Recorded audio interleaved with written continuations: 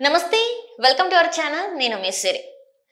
ఎన్నికల నామినేషన్లు అయితే అందరూ వేస్తున్నారు కీలక నేతలు కూడా నామినేషన్స్ అయితే దాఖలు చేస్తున్నారు అయితే అందులో వాళ్ళ అఫిడవిట్ లో వాళ్ళ ఆస్తిపాస్తుల వివరాలు అంటే ఎంత ఆస్తులు ఉన్నాయి ఎన్ని అప్పులు ఉన్నాయి కూడా వాళ్ళు పొందుపరచడం అయితే జరుగుతుంది అయితే ఇందులో అయితే కొంతమంది కీలక నేతల మీద ప్రజల దృష్టి అయితే ఉంది అందులో ప్రముఖంగా అయితే చంద్రబాబు నాయుడు గారు జగన్మోహన్ రెడ్డి గారు అండ్ పవన్ కళ్యాణ్ గారి గురించి అయితే వాళ్ళ అభిమానుల అంటే మన నార్మల్ గానే పవర్ స్టార్ పవన్ కళ్యాణ్ గారు అంటే చాలా మంది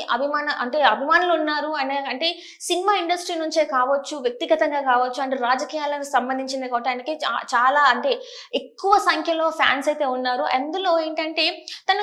ఎవరికైనా కష్టం ఉంది అంటే కూడా తను ఫస్ట్ వరుసలో ఉండి తను హెల్ప్ చేయడానికి అయితే ముందుంటారు ఎక్కడ ఏ కష్టం వచ్చిందన్నా కూడా వాళ్ళ దగ్గరికి వెళ్ళి వాళ్ళకి ఏ కష్టం ఉందో అనేది ఆరా తీసుకుని తెలుసుకొని వాళ్ళకి ఆర్థికంగా సాయం చేసే వ్యక్తి అని కూడా మనం చెప్పుకోవచ్చు తనకు అంటే తన చేసిన ఆ సాయం వల్ల ఈ రోజు తనకి అంత ఘనంగా ఫ్యాన్స్ ఉన్నారని కూడా చెప్పుకోవచ్చు అయితే మనం చూసాం పవన్ కళ్యాణ్ గారు ఎన్ని సినిమాలు తీశారు అయితే గతంలో కొన్ని సినిమాలు అయితే అంటే 11 years వరకు కూడా తనకి ఒక హిట్ కూడా లేని పరిస్థితి అన్నమాట అయినా కూడా ఎక్కడ కూడా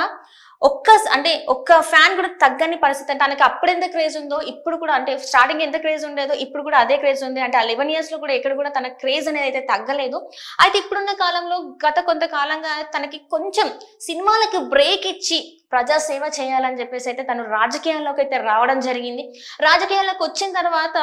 ఒక్కసారి అయితే అంటే తన పార్టీ పెట్టి దానికి జనసేన అని పేరు పెట్టి చాలా మంది అంటే ఎంతో మంది నాయకులని తన పార్టీలో జాయిన్ చేసుకున్న తర్వాత ఫస్ట్ టైం తను పోటీ చేసినప్పుడు మాత్రం తను గెలవడం అయితే జరగలేదు కానీ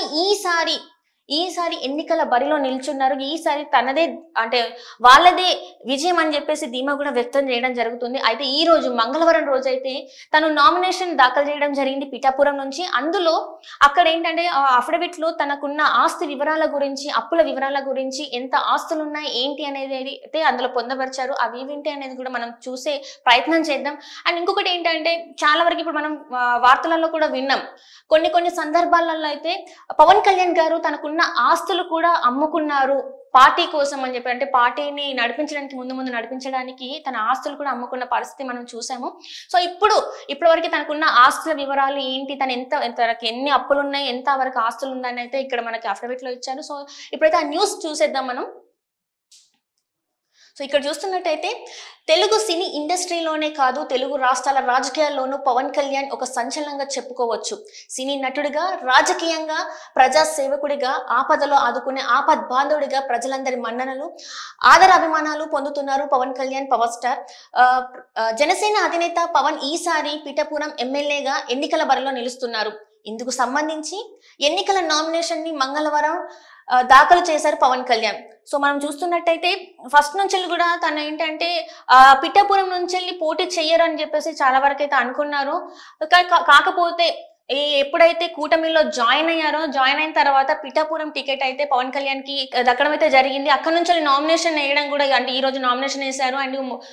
అండ్ ఇప్పుడు చూస్తున్నట్టయితే అఫిడవిట్ లో తన ఆస్తుల వివరాలు కూడా ఇచ్చారనమాట ఇక ఈ ఎన్నికల అఫిడవిట్ లో తన ఆస్తులకు సంబంధించి కీలక వివరాలు పొందపరిచారు ఆ వివరాలు అనేది మనం ఇక్కడ చూడొచ్చు అధికార సమాచారం ప్రకారం పవన్ కళ్యాణ్ 5 ఏళ్ల సంపాదన ఎంత అంటే 114.76 కోట్లు సో అంటే ఈ 5 years లో తన ఆస్తి వివరాలు ఎంత అనేది ఇక్కడ మనం చూడొచ్చు అయితే ప్రభుత్వానికి పవన్ చెల్లించిన పన్నులు ఎంత అంటే 73.92 కోట్ల రూపాయలు ప్రభుత్వానికి చెల్లించారు అండ్ చారిటీలకు అందజేసిన విరాళాలు ఎంత అంటే 20 కోట్లు అంటే మనం ఇంతవరకు ఎప్పుడు కూడా పవన్ కళ్యాణ్ గారు కూడా ఎక్కడ కూడా ఈ చారిటీకి ఇంత నేను చేశాను అంత చేశాను అయితే ఏ రోజు కూడా మీడియాలో తన పేరు అయితే బయటికి రానివ్వలేదు ఎప్పటి నుంచో తను ఎన్నో ఏళ్ల నుంచి చారిటీస్ కి అయితే డబ్బులు పంపించడం అయితే జరుగుతుండేది కానీ ఏ రోజు కూడా ఎక్కడ కూడా తన పేరుని బయటికి రానివ్వలేదు అంటే చాలా సైలెంట్ గా అంటే కొంతమంది అంటారు కదా డౌన్ టు ఎర్త్ మనం చేసిన పని కుడి చేతితో చేసేది ఎడమ చేయికి తెలియద్దు అని అంటారు కదా సో ఆ type of mentality Pawan Kalyan గారిని మనం చెప్పుకోవచ్చు అంటే ఎంతో మంది తన వల్ల సహాయం పొందిన వాళ్ళు చాలా మంది ఉన్నారు అండ్ అదే అన్నమాట ఇక్కడ చూస్తే మనం 20 కోట్ల విరాళాలు ఇచ్చారనమాట అండ్ ఇక్కడ పవన్ కళ్యాణ్ గారి అప్పులు చూస్తున్నట్టయితే 64.26 కోట్ల రూపాయలు ఉందని చెప్తున్నారు అండ్ ఇక్కడ ఆదాయ పన్నుగా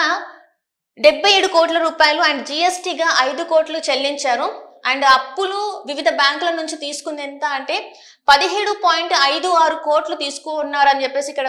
చెప్పడం జరిగింది. అండ్ వ్యక్తుల వద్ద అంటే బ్యాంకుల నుంచే కాకుండా వ్యక్తుల వద్ద నుంచి కూడా తీసుకున్న అప్పులు ఎంత అంటే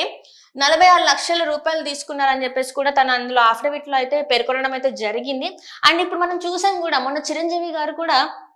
అంటే ఒకనొక సందర్భంలో పార్టీ ఆఫీసులకి రెంట్ కట్టలేని పరిస్థితులలో ఉన్నారు పవన్ కళ్యాణ్ అని మనము చాలా వరకు న్యూస్ లైన్లో అయితే చూసాము. తన ఆస్తులు అమ్ముకొని మరి జనసేన పార్టీ కార్యాలయాలను నడిపించడం జరిగిందని కూడా మనం విన్నాం. అండ్ అదే సందర్భంగా మొన్న ఇటీవల కాలంలో చిరంజీవి గారు అయితే కొంత డబ్బు ఇచ్చి అయితే ప్రోత్సహించినట్టు మనం చూడొచ్చు.